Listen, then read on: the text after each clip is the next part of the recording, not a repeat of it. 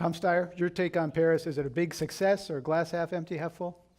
The biggest significance of me to Paris is that 196 countries, the most countries to ever agree to do anything, decided that climate was the most important thing that they would get around and make a statement about what had to happen.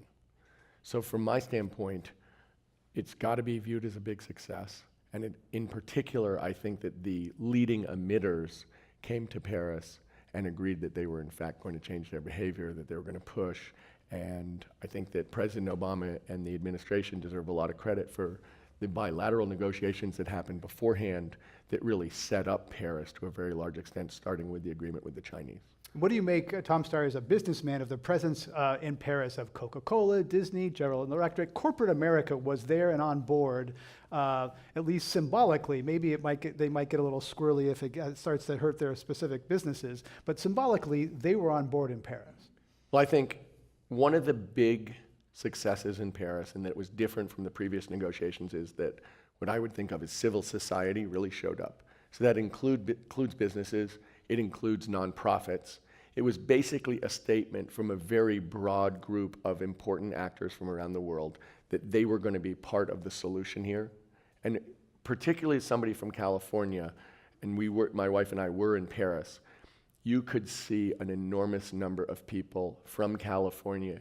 And the one I like to point out is Kaiser Permanente, a health organization who decided that it was really important for them to be there and to make a statement about how they were going to behave in the future and why it was important for the hundreds of thousands of people and the health of the hundreds of thousands of people that they work for.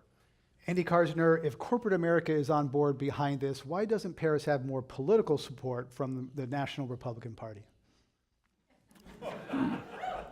Well, I mean, there's so many different ways to divide that question. I mean, what national Republican political party would be my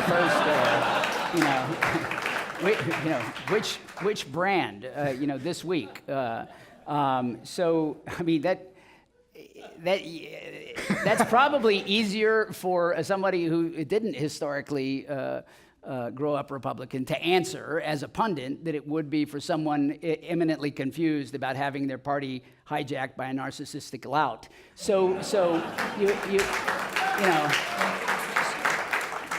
But I think irrespective of current bizarre, hopeful aberrations to the party of Lincoln, one would say irrespective to that, that most of the constituency base of the Republican Party, non-urban, middle-of-the-country places, have a more significant learning curve that needs to be climbed, and that we need to help them climb in all kinds of ways.